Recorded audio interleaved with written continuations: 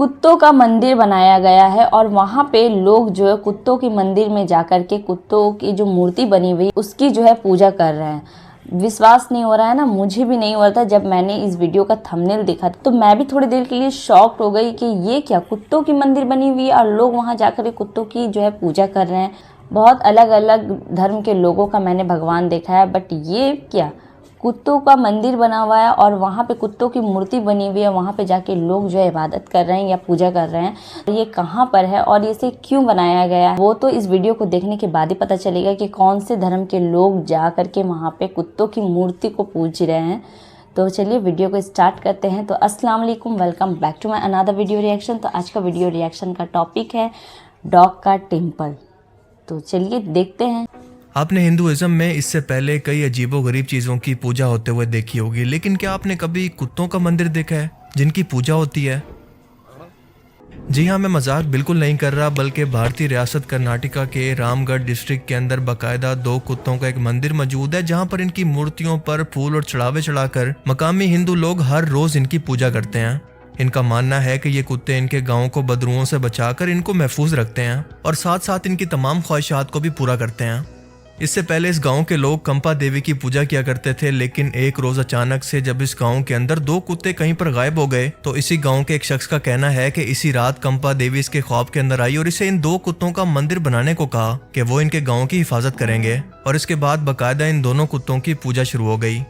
दुनिया तरक्की करके कहां से कहां पर पहुंच चुकी है और एक ये लोग हैं जिनकी जहालत कम होने की बजाय हर गुजरते वक्त के साथ मुसलसल बढ़ती जा रही है, जिनका अक्ल से दूर दूर तक कोई ताल्लुक नहीं। ऐसे जाहिल लोगों का सिर्फ यही इलाज है। मैं तुम्हें अभी समझाता हूँ। ऐसे लोगों के लिए अर्ज किया है, जानवरों और इंसानों में क्या फर्क है, कोई तो समझा दो इनको। इससे भी कोई नीच ख्याल हो तो मन में ना रखो, वो भी बता दो हमको। Amazing random facts around the world के सीजन 2 पार्ट 29 में खुशामदीद। एक ऐसी मुनफरिद वीडियो सीरीज जिसमें हम दुनिया और कायनात से मुतल्लिक ऐसी हैरत अंगेज और ऐसी इंटरेस्टिंग किस्म की फैक्ट्स जानते हैं जिनके बारे में जानकर आप एक ही वर्ड बोलेंगे, अगला एपिसोड। तो चलिए शुरू करते हैं आज का ये इंटरेस्टिंग एपिसोड। इस अफ्रीकन लड़के के पास एक ऐसा वर्ल्ड रिकॉर्ड है जो कि किसी और के पास कभी हो ही नहीं सकता, और वो है दुनिया में सबसे तेजी से बुक पढ़ने का वर्ल्ड रिकॉर्ड कुछ इस तरह से। I'm the fastest reader in the world. I read a 1679 pages book within 2 seconds. Yes. 2 seconds. Go on.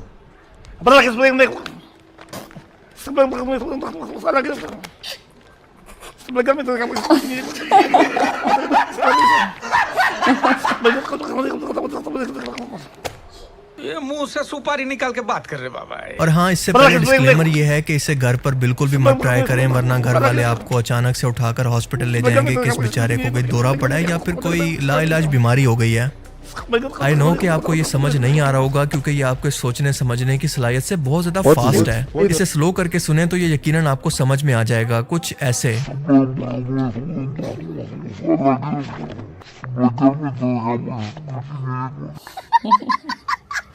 जैसा कि मैंने कहा था यार, बाकी बातें छोड़ो, इतना कॉन्फिडेंस हो तो यकीनन आप किसी भी जॉब इंटरव्यू के अंदर कभी फेल ही नहीं हो सकते, खास तौर पर जब आपने अपनी सीवी के अंदर अपनी हाइट से भी बड़े बड़े झूठ लिखे हैं और इन्हें प्रूव करने का टाइम आ जाए।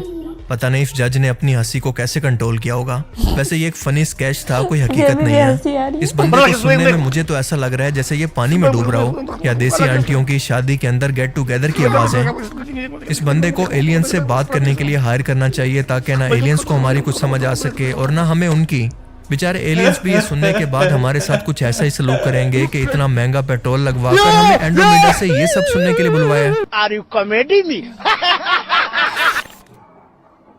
विंड टर्बाइंस शायद आपको देखने के अंदर इतने छोटे साइज की लगती होंगी, लेकिन असल के अंदर इनका साइज और इनसे जुड़ी कुछ अमेजिंग फैक्ट्स को जानकर आप यकीनन हैरान रह जाएंगे। विंड टर्बाइंस का ज़्यादातर इस्तेमाल ऐसी आइडियल लोकेशंस पर किया जाता है जहां पर मुसलसल एक नॉर्मल स्पीड पर हवाएं चलती रहती हों, वरना अगर विंड का प्रेशर थोड़ा भी ज़्यादा हो तो ये इसके पंखों का कुछ ये हाल कर सकती है। एक विंड टरबाइन की लंबाई 450 से 500 फीट तक हो सकती है और इसके ब्लेड या पंखे 180 फीट से 200 फीट तक चौड़े हो सकते हैं, जिन्हें ट्रांसपोर्ट करने के लिए खास किस्म के ट्रक को इस्तेमाल किया जाता है, जो कि बहुत ही मुश्किल काम है।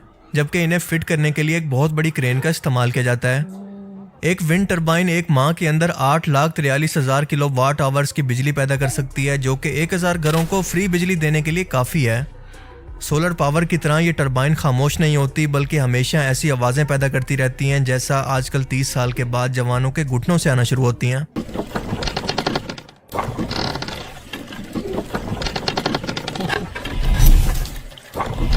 ਮੇਰੇ ਨਾ ਜੀ ਇਹ ਗੋਡਿਆਂ ਦੇ ਵਿੱਚ ਬੜੀ ਦਰਦ ਹੁੰਦੀ ਹੈ। अच्छा अच्छा तो तू गंदे काम छाड़ दे।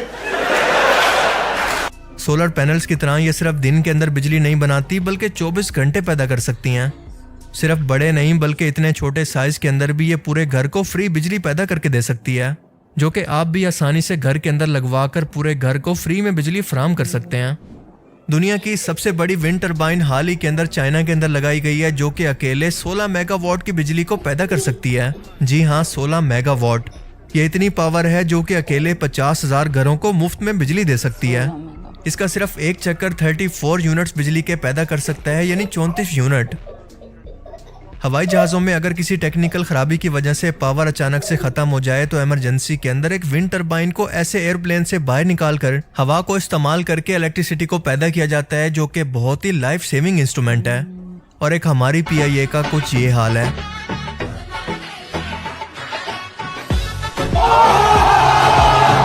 लेकिन आप सोचें कि हर तरह के एनवायरनमेंट, लोकेशन और बजट होने के बावजूद आज तक 75 सालों के अंदर इन्हें लगाकर इंडस्ट्री और डोमेस्टिक पावर शॉर्टेज को ख़त्म क्यों नहीं किया गया?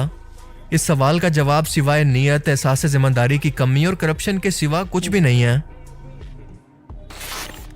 रोल्स रॉयस कंपनी की गाड़ियां, जो कि अपनी प्रीमियम लुक्स और लग्जरी के लिए जानी जाती हैं, क्या आप जानते हैं कि ये दुनिया का सबसे महंगा खिलौना भी बनाते हैं, जो किसी और चीज़ का नहीं बल्कि खुद इनकी गाड़ी का रेप्लिका होता है, वो भी इतने छोटे साइज के अंदर। और इसकी कीमत जानकर आपके होश उड़ जाएंगे कि एक असली गाड़ी से भी ज़्यादा इस खिलौने की कीमत है, जो कि है $17,000 की स्टार्टिंग से। और अगर आप इसे मज़ीद कस्टमाइज करवाएं तो ये प्राइस करोड़ों तक पहुंच सकती है, जैसा कि इस रेप्लिका की प्राइस है $40,000। अब इस कंपनी का कहना है कि ये इसलिए इतनी ज़्यादा महंगी हैं कि इसको भी ये बिल्कुल अपनी असली गाड़ियों की तरह ऑर्डर पर ही बनाती है। ये ओरिजिनल की हूबहू कॉपी होती है और सिर्फ देखने के अंदर नहीं बल्कि इसके अंदर वो तमाम फंक्शन मौजूद होते हैं जो कि ओरिजिनल गाड़ी के अंदर मौजूद होते हैं। इसे ऑपरेट करने के लिए कंपनी बाकायदा एक रिमोट कंट्रोल भी इसके साथ देती है। फाइनली एक रोल्स रॉयस जो कि मैं भी अफोर्ड कर सकता हूँ। नहीं नहीं नहीं, मैं तो ये भी अफोर्ड नहीं कर सकता। मैं गरीब हूँ, मैं गरीब हूँ। वैसे इन लोगों ने सही ड्रामा लगाया हुआ है एक्स्ट्रा रिच लोगों की जेब से पैसा निकलवाने का। इसे खरीदने वाले हर एक बंदे के दिमाग को लेबॉर्ट्री के अंदर ले जाकर टेस्ट करना चाहिए कि आखिर इनके दिमाग का कौन सा पेच ढीला रह गया है। वैसे आप इस गाड़ी के लिए कितने पैसे देने के लिए तैयार होते हैं, मुझे कमेंट सेक्शन के अंदर ज़रूर बताना। अब गाड़ियों की बात चली निकली है तो क्या आप जानते हैं कि एक गाड़ी कितनी स्पीड पर दूसरी गाड़ी से टकराती हुई इसका नुकसान कर सकती है? इस एनिमेशन के जरिए आप इसे बेहतर तौर पर समझ जाएंगे कि ये 16 किलोमीटर पर घंटा की स्पीड का इम्पैक्ट है, ये 32 किलोमीटर पर घंटा की, ये 48 यानी 48 किलोमीटर पर घंटा की, ये है 80 किलोमीटर, ये 128 जो कि हमारे यहाँ नॉर्मली मोटरवे की मैक्सिमम स्पीड है, ये है 193 किलोमीटर पर घंटा की स्पीड का इम्पैक्ट, अब 247, 328 और फाइनली 402। पिक्चर अभी बाकी है क्योंकि ये है 480 किलोमीटर पर घंटा की स्पीड का इम्पैक्ट, जिसे आप सही मानों के अंदर दो गाड़ियों की कोलैबोरेशन कह सकते हैं।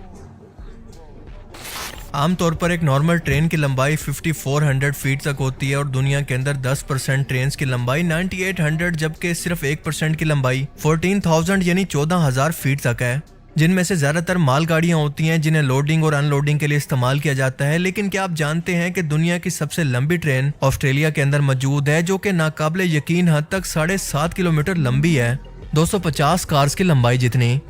ये 82,000 मैट्रिक टन तक सामान को उठाकर ट्रांसपोर्ट कर सकती है और ये आयरन और मिनरल्स को ट्रांसपोर्ट करने के लिए इस्तेमाल होती है। और सबसे बढ़कर ये टोटली ऑटोमेटिक है, यानी बिना किसी ड्राइवर के खुद ही सफ़र करती रहती है ना अमेजिंग? तो आज के amazing random facts around the world की सीरीज में सिर्फ इतना ही। आपको इनमें से सबसे अमेजिंग फैक्ट्स कौन सी लगी और क्यों? अपनी कीमती राय का इजहार कमेंट सेक्शन में ज़रूर करें। अब मैं मिलूंगा आपसे एक ऐसी ही नई इंटरेस्टिंग वीडियो में, तब तक के लिए अपना बहुत सा ख्याल रखिएगा। Thanks for watching this video. अल्लाह हाफिज़। अल्लाह हाफिज़। तो कुछ ऐसा था आज का वीडियो रिएक्शन। आप लोगों ने देखा किस तरीके से मतलब अमेजिंग फैक्ट बताया गया है, random facts around the world, जो कि हंसी टीवी चैनल का ये वीडियो था। इसका लिंक जो है डिस्क्रिप्शन में मिल जाएगा। इसमें से आप लोगों को कौन सा जो वीडियो था आपको अमेजिंग लगा कि हाँ ये वीडियो जो थी बहुत ज़्यादा मतलब थोड़ी अलग थी।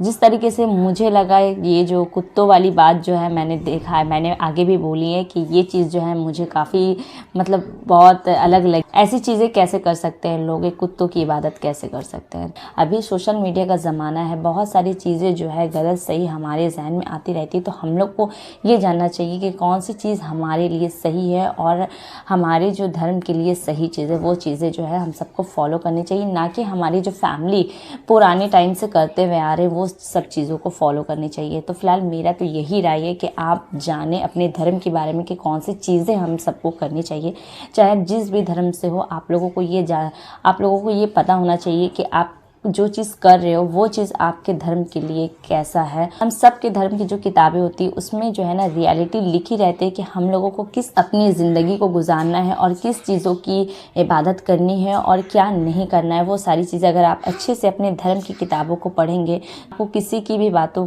पर यकीन करने की ज़रूरत ही नहीं है। जो कि आपकी सारी चीज़ें जो है एक किताब में मौजूद है, आप उसे देख करके अपनी जो है नॉलेजमेंट ग्रो करिए, कि ना कि अनभक्तों के पीछे बस भीड़ में चलते रहना चाहिए। वीडियो अगर अच्छी लगती हो तो प्लीज़ गाइज लाइक ज़रूर करिए, क्योंकि आपके एक लाइक से मुझे बहुत होप मिलती है आगे वीडियो बनाने के लिए। तो फिलहाल आज का वीडियो यहीं तक का, फिर मिलते हैं एक नई वीडियो रिएक्शन के साथ। तब तक लिए अल्लाह हाफिज़, दुआ में याद रखिएगा। Bye bye.